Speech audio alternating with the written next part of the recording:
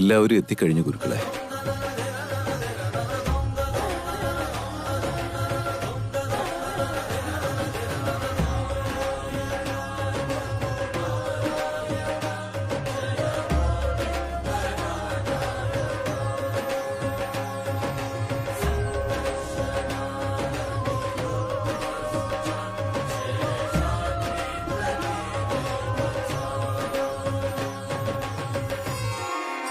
വൈദേഹി, നീ ആ വിഗ്രഹം അങ്ങോട്ട് കൊണ്ടുവരൂ.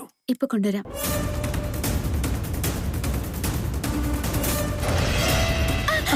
മോളെ മോളെ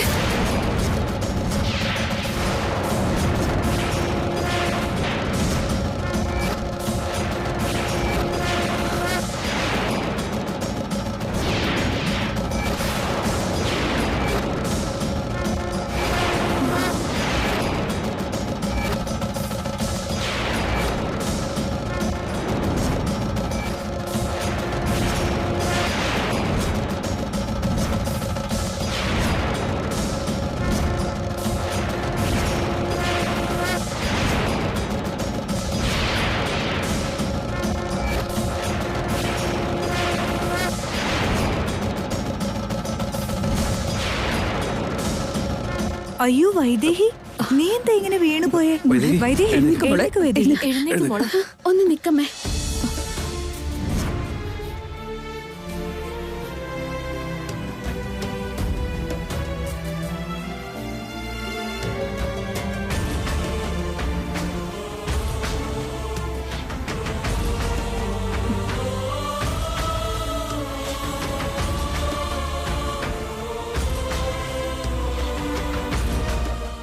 സീതാരാമ കല്യാണം നടത്തിയ ആ ദോഷങ്ങൾ അകന്നു പോകൂ. അപകടങ്ങളൊക്കെ മാറിപ്പോയിക്കോളൂ അല്ലേ? തടസ്സങ്ങൾ ഏതുമില്ലാതെ നീ ആദ്യം സീതാരാമ കല്യാണം നടത്തുവർമ്മേ. കല്യാണം തുടങ്ങുന്നതിന് മുമ്പ് തന്നെ എന്താ ഗുരുക്കളെ ഇങ്ങനൊരു ദുർനിമിത്തം? സീതാദേവിയുടെ വിഗ്രഹം ഉടഞ്ഞു പോവുകയും ചെയ്തു. ഇതെന്തിന്റെ സൂചനയാണ്? സത്യം നിഴലിലേക്ക് മാറുകയാണ്. നിഴൽ സത്യമായി തെളിയുവാനും പോകുന്നു. ഞാൻ നിന്നോടത് നേരത്തെ പറഞ്ഞതല്ലേ വർമ്മേ. ഈ സീതാദേവി തകർന്നു കഴിഞ്ഞു. പുതിയൊരു സീതാദേവി എഴുന്നള്ളിക്കൊണ്ടിരിക്കുന്നു.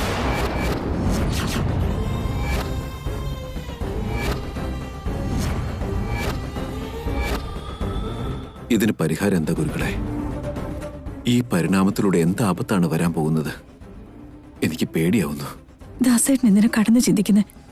ഇതറിയാതെ പറ്റിയൊരു തെറ്റല്ലേ? ഗുരുക്കളും അത് തന്നെയല്ലേ പറഞ്ഞത്? ആ സീതാദേവിക്ക് പകരം മറ്റൊരു വിഗ്രഹം വരുന്നുണ്ടെന്ന്.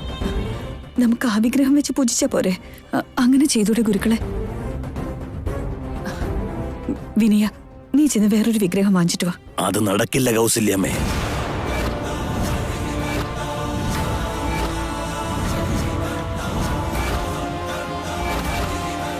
നടന്നതൊരു ചെറിയ സംഭവമല്ല. വിഗ്രഹത്തിന് പകരം മറ്റൊരു വിഗ്രഹം വച്ചാൽ മാഞ്ഞു പോകുന്ന ദോഷവുമല്ലിത്.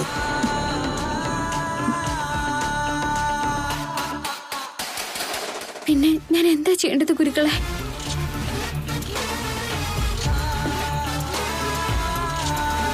ഉടനെ ഒരു പരിഹാര പൂജ നടത്തണം. അപ്പൊ ഈ കല്യാണ ഗുരുക്കളെ? നടത്താം. കല്യാണം പിന്നീട് നടത്താം. പാപപരിഹാര പൂജ ആദ്യം നടക്കട്ടെ. പക്ഷേ അത് മറ്റൊരു സീതാദേവിയുടെ വിഗ്രഹം കൊണ്ടല്ല.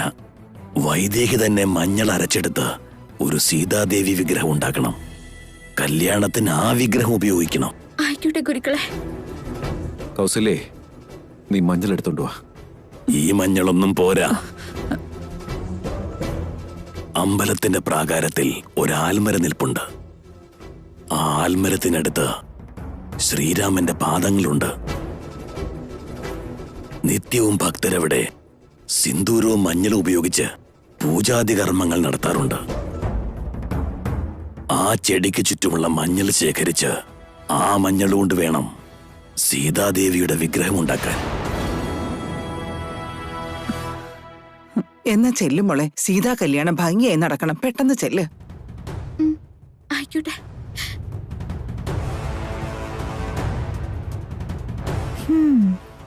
ഇത്രയെങ്കിലും തടസ്സങ്ങൾ ഉണ്ടാവണ്ടേ? പിന്നല്ല, എന്നെ ഉപദേശിക്കാൻ വന്നേക്കുന്നു അവള്. ഞാൻ ഉടയാത്ത സാരി ഉടുത്ത ഇവൾക്കെന്താ? ചക്രം തിരിച്ച ഇവൾക്കെന്താ കേട്? എന്നോട് കളിച്ച ഇങ്ങനെ ഇരിക്കുമെന്ന് മനസ്സിലാക്കട്ടെ. നിന്നെ ഞാൻ മനസമാധാനത്തോടെ ജീവിക്കാൻ അനുവദിക്കില്ല. അതിരിക്കട്ടെ, വരുൺ ഇതുവരെ വന്നില്ലല്ലോ, ഫോണും ചെയ്തിട്ടില്ല.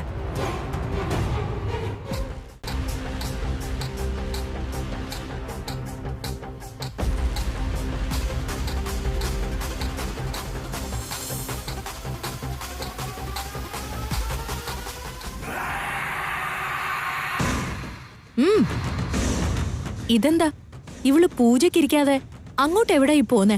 അത് നന്നായി, കാര്യം ഇപ്പൊ എളുപ്പമായല്ലോ. വൈദേഹിയെ ഞാൻ ഇവിടുന്ന് കടത്തിക്കൊള്ളാം. നീ ചെന്ന് പൂജക്കിരിക്കെ.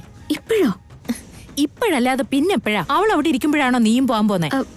അതുകൊണ്ടല്ല. ഇതിനേക്കാളും നല്ല ചാൻസ് ഇനി കിട്ടിയെന്ന് വരില്ല. ഇങ്ങനെ തർക്കിച്ച് നിൽക്കാതെ പോവാൻ നോക്ക്. ചെല്ല് ചെല്ല.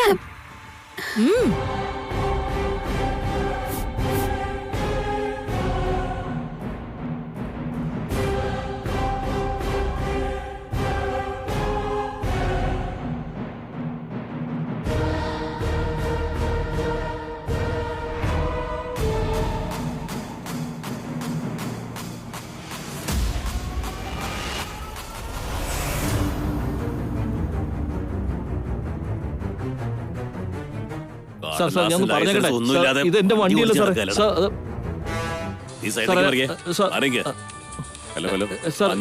സാർ ഒരു മിനിറ്റ്,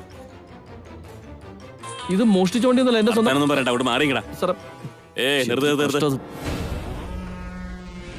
ഹലോ പറയൂ ഊർമിള. ഞാനെന്ത് പറയാനാ, നീ എവിടെയാ? എന്താ ഇതുവരെ വരാത്തെ? എന്റെ ഊർമിള എന്നെ ഇവിടെ പോലീസ് പിടിച്ചു വെച്ചിരിക്കുകയാണെന്നേ. എന്തെങ്കിലും പറഞ്ഞ് മാനേജ് ചെയ്തൂടെ? മാനേജ് ചെയ്യാൻ ഇത് ഓവർ സ്പീഡ് കേസൊന്നും അല്ലായിരുന്നു, തെഫ്റ്റ് കേസാ. നീ മോഷണം നടത്തിയോ? ഞാൻ പറയുന്ന മുഴുവൻ കേൾക്ക്. എന്റെ അടുത്ത് വണ്ടി ഇല്ലാത്തതുകൊണ്ട് ഞാൻ വേറൊരാളുടെ വണ്ടി എടുത്താ പോകുന്നത്. അവൻ അത് അടിച്ചു മാറ്റിയ വണ്ടിയായിരുന്നു എന്ന് എനിക്കറിയായിരുന്നോ? അതിപ്പോ എന്റെ തലല്ലേ, പോലീസുകാർ എന്നെ ഇവിടുന്ന് വിടുന്നില്ല. നീ എന്തെങ്കിലും അവരോട് പറഞ്ഞൊപ്പിച്ചിട്ട് ഇങ്ങോട്ടൊന്ന് വരാൻ നോക്ക് വരണേ. എന്നും ഏതെങ്കിലും ഒരു പ്രശ്നത്തിൽ ചെന്ന് ചാടിക്കൊള്ളു. ഇവിടെ കാര്യങ്ങളൊക്കെ തുടങ്ങാൻ പോവാ. ഇനി നിന്റെ പ്ലാൻ ക്യാൻസൽ ചെയ്യുന്ന നല്ലത്. ഞാൻ വന്നില്ലെങ്കിൽ എന്താ? ഞാൻ ഒരാളെ അവിടേക്ക് അയച്ചിട്ടുണ്ട്, ആളെല്ലാം നോക്കിക്കോളൂ ഊർമിളെ. അതാരാ? മനസ്സിലായില്ല. അത് അത്രയ്ക്ക് നിസ്സാരമാക്കേണ്ട ആളല്ല. നല്ല മൂർച്ചയുള്ള ഒരു കത്തിയാ. ഒന്ന് നോക്കിയിട്ട് വരാൻ പറഞ്ഞാ കത്തിച്ചിട്ട് വരുന്ന ആളാ. അത് ഞാൻ നോക്കട്ടെ, നോക്കിയിട്ട് വരുവോ കത്തിച്ചിട്ട് വരുവോ എന്നൊക്കെ. ആള് എപ്പോഴാ വരിക? ഇപ്പൊ എവിടാ?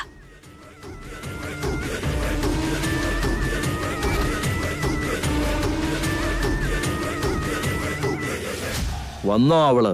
വന്നു വന്നു. എങ്ങനെയുണ്ട് ആള്? ശാന്തി അമ്മായി അവൾക്കൊന്ന് കാണിച്ചു കൊടുത്തേക്ക്. നീ ഇനി അനങ്ങണ്ട, ഇനിയുള്ളതൊക്കെ ഞാൻ നോക്കിക്കൊള്ളാം. എന്നാ ശരി, ഞാൻ എന്റെ ഫ്രണ്ടിനെ വിളിച്ചു നോക്കിയിട്ടുണ്ട്. അവനാണെങ്കിൽ ഫോൺ എടുക്കുന്നില്ല.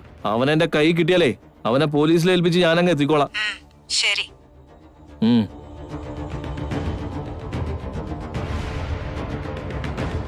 സാർ പ്ലീസ് സാറേ, ഞാൻ ഒന്ന് പറയുന്നത് മനസ്സിലാക്ക്. ഇത് എന്റെ വണ്ടിയല്ല സാർ. മാറിക്കടാ.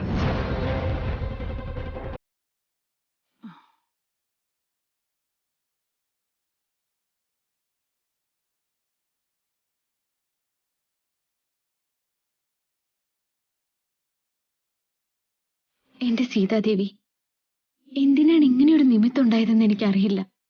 ശ്രീരാമനിൽ നിന്നും അകന്ന് നീ എന്തൊക്കെ കഷ്ടപ്പാടുകൾ അനുഭവിച്ചതാ. അതിനേക്കാളേറെ ഞാനും അനുഭവിച്ചു.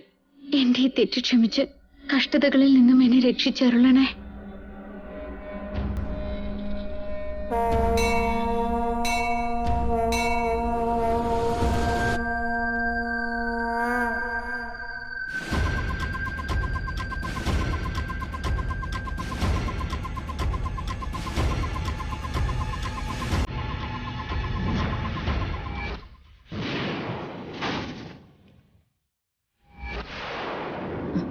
എന്താ മോളെ, സീതാദേവിയുടെ വിഗ്രഹം എവിടെയാ?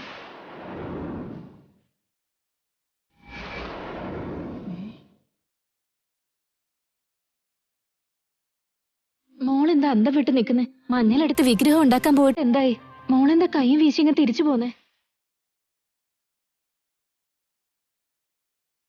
വൈദേഹി പുറത്തേക്ക് ഇറങ്ങിയപ്പോഴേ എന്തോ കാര്യത്തിനാണെന്ന് എനിക്ക് തോന്നിയതാ. അതുപോലെ അറിയാതെ അവരെന്നെ ഇങ്ങോട്ട് പറഞ്ഞയച്ചത്.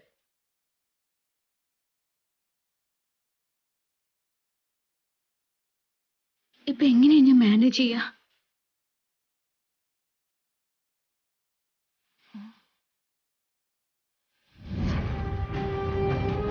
എന്താ മോളെ നീ ഒന്നും മിണ്ടാതെ നിൽക്കുന്നേ? വിഗ്രഹം ഉണ്ടാക്കാൻ അറിയില്ലേ? എന്നാ പിന്നെ ഞാനും വരാം. വേണ്ടമ്മേ, മഞ്ഞൾ കൊണ്ട് മാത്രം ഉണ്ടാക്കിയാ മതിയോ അതോ കുറച്ച് കുങ്കുമം കൂടി ചേർത്തോട്ടെ ഞാൻ? രാമപാദത്തിനടുത്ത് മഞ്ഞളും സിന്ദൂരവും കലർന്നിട്ടുണ്ടാവുക. അത് പാദത്തിൽ നിന്നെടുത്ത് അതുകൊണ്ട് വിഗ്രഹം ഉണ്ടാക്കി പെട്ടെന്ന് കൊണ്ടുവാ. ആയിക്കോട്ടെ.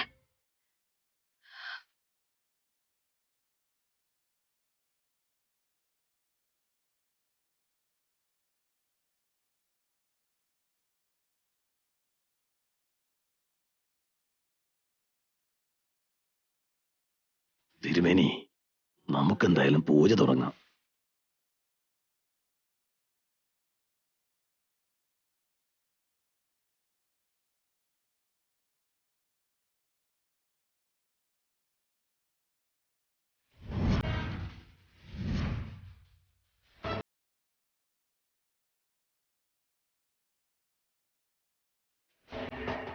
ആന്റി,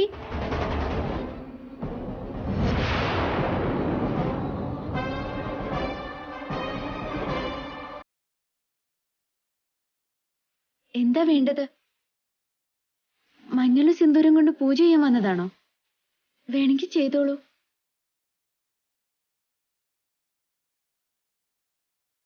വന്നോളൂ, പൂജ ചെയ്തോളൂ.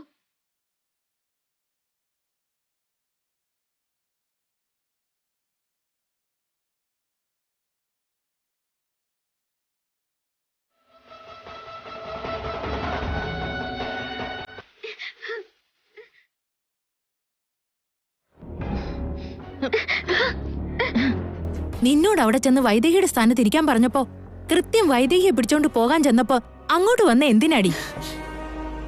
ആന്റി ദേഷ്യപ്പെടാതെ എനിക്ക് പറയാനുള്ളത് മുഴുവനൊന്ന് കേക്ക്. വൈദേഹിയുടെ അവിടെയുള്ള ഗുരുക്കള് സീതാദേവിയുടെ വിഗ്രഹം ഉണ്ടാക്കാൻ പറഞ്ഞയച്ചതാ. അതൊന്നും അറിയാതെ ഞാൻ അവിടെ ചെന്ന് അവരുടെ കൂടെ ഇരുന്നത്. പിന്നെ അവരെന്നെ പറഞ്ഞു വിട്ടു. അതാ ഞാൻ അങ്ങോട്ട് വന്നത്.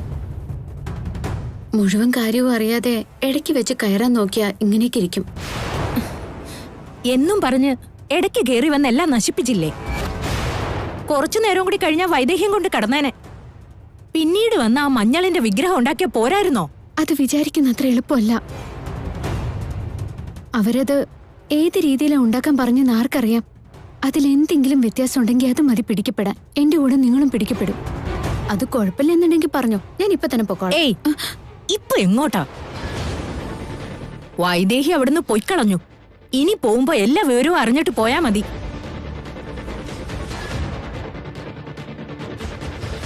ഈശ്വര, ഈ പ്രശ്നത്തിൽ നിന്ന് രക്ഷപ്പെട്ടു. ഇന്നത്തെ പൂജയിൽ നിന്ന് ഇതുപോലെ രക്ഷപ്പെട്ട പിന്നത്തെ കാര്യം പിന്നെ നോക്കാം.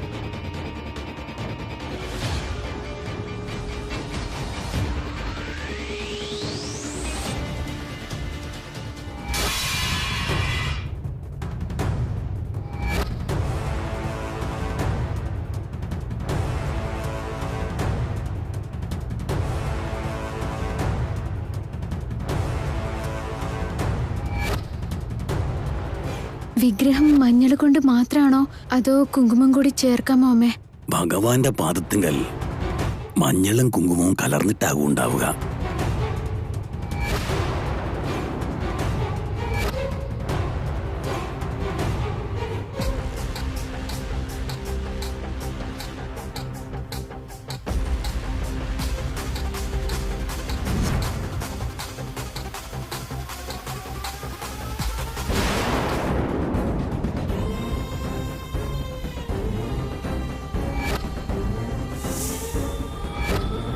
വൈദേഹി വന്നു പോയതിനു ശേഷം എന്തുകൊണ്ടായിരിക്കും എന്റെ ഏകാഗ്രതയ്ക്ക് ഭംഗമുണ്ടാവുന്നത്?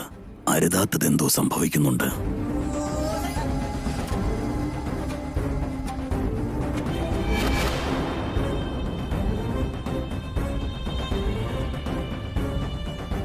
ഗുരുക്കളെ,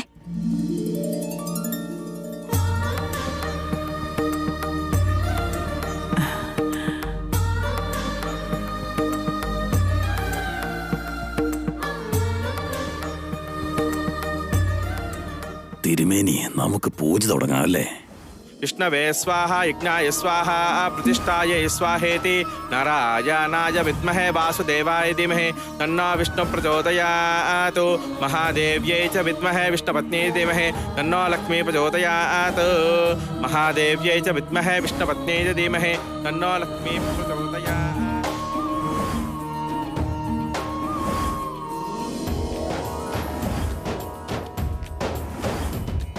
എല്ലാവരും അവിടെ ഇരുന്നോളൂ.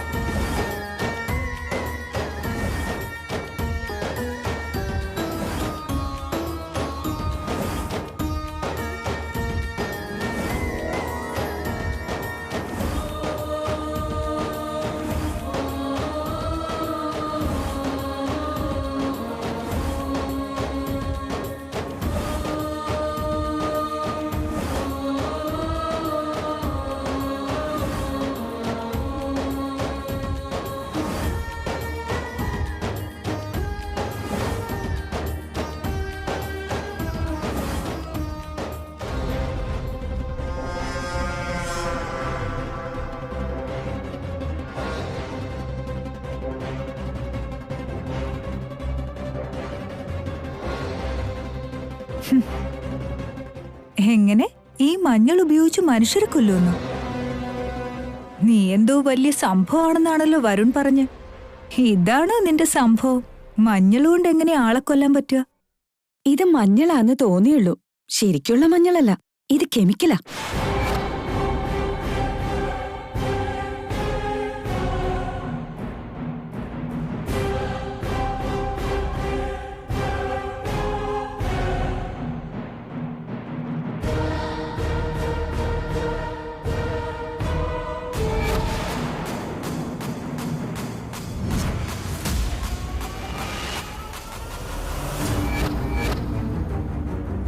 ഇത് കൊണ്ടുപോയി അവരുടെ ദേഹത്തേക്ക് ഇട്ടിട്ടെ ഒരു തീപ്പെട്ടിക്കൊള്ളി എടുത്ത് എറിഞ്ഞാൽ മാത്രം മതി, ആളി കത്തും.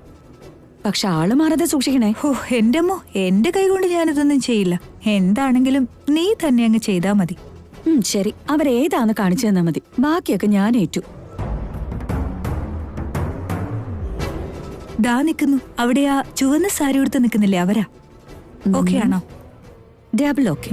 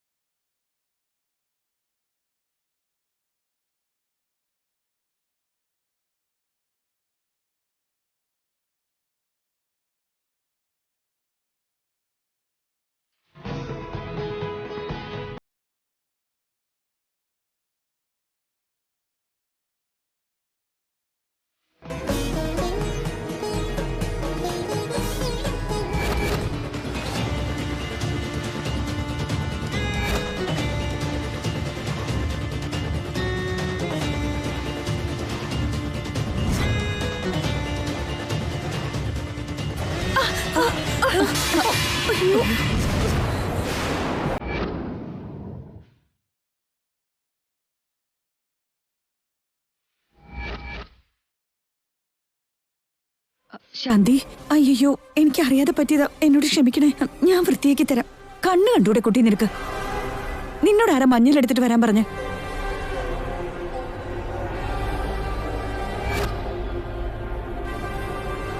അയ്യോ നിങ്ങളല്ലായിരുന്നോ? എങ്കിൽ അപ്പുറത്തൊരു പൂജ നടക്കുന്നുണ്ട്, അവരായിരിക്കും. അറിയാതെ ഞാനിവിടെ കയറിപ്പോയതാ, എന്നോട് ക്ഷമിക്കണേ.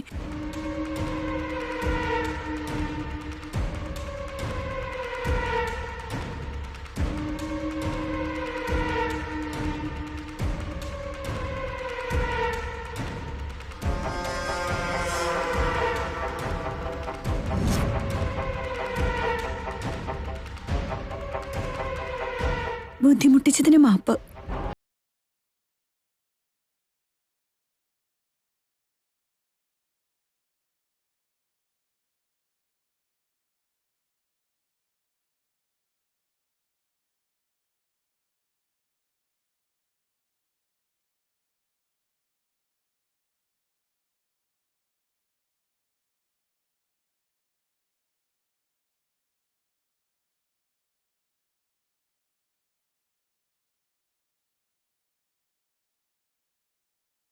ശോ, മോളെ ശാന്തി, സാരി മുഴുവൻ മഞ്ഞളായല്ലോ.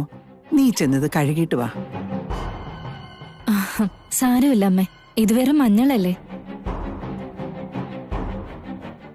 തിരുമേനി പൂജ തുടർന്നോളൂ. യോപാം പുഷ്പം വേദ പുഷ്പവാൻ പ്രജാവാൻ